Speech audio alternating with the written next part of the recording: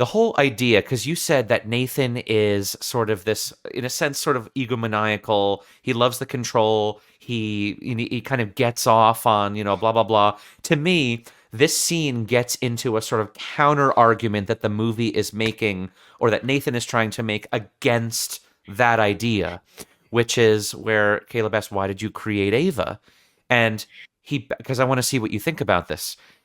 Nathan basically says to him, it's not a matter of if, it was a matter of when.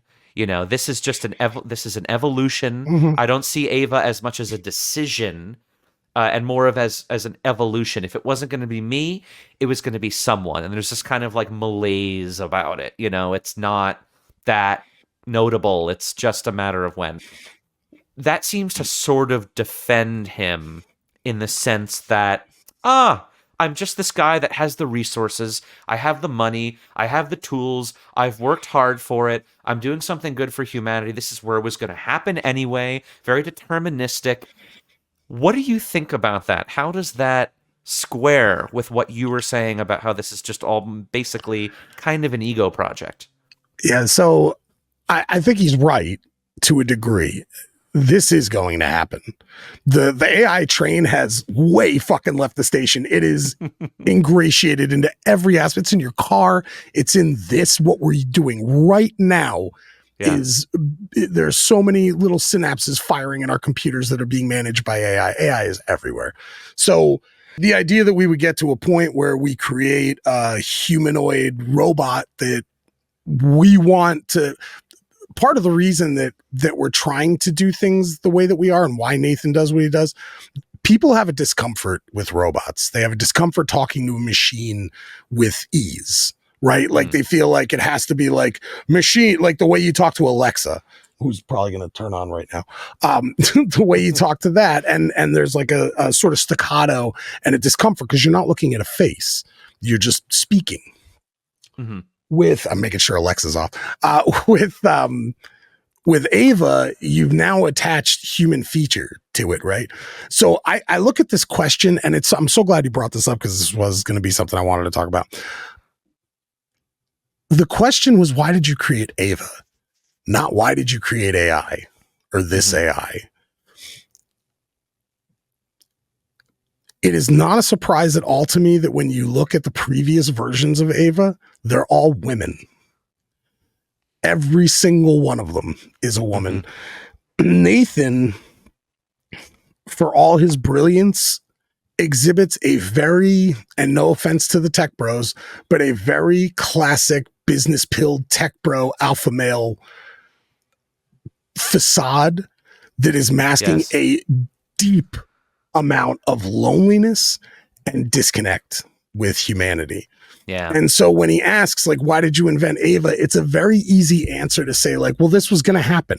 My company, I want to be the main guy. So I have to do it first before anybody else does. And there is truth to that. Like, if you want to be the one in control of how AI operates, you got to be the guy who makes it first, a guy or a girl or whoever that makes it first.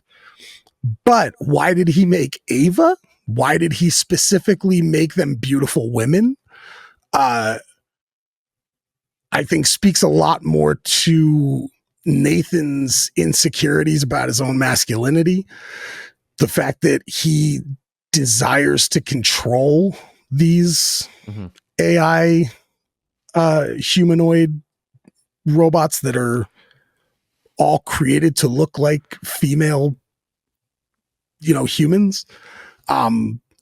There's something incredibly telling about that. And the fact that not only does he kind of do that as a method of controlling them, but it's also how he kind of fucks with Caleb.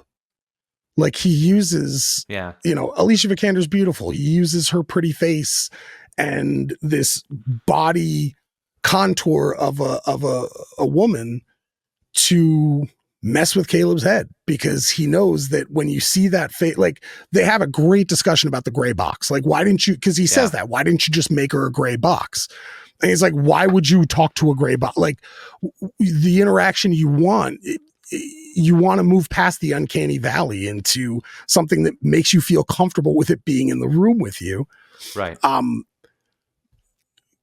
Caleb's insecurity is what allows him to be fucked with, to look at this thing that's not really human but looks human, and plays on, you know, his little pressure points in his brain that isn't that different from social media. It's not different from the YouTube algorithm. Like, these are things that are designed to fire off based on what we think.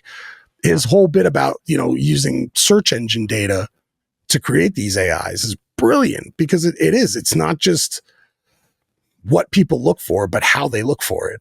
Not just what their brain wants, but why it wants it. Like, yeah, I think Nathan brushes that question off very easily as a business motive, but the real truth of it is, like, it's not really about the AI.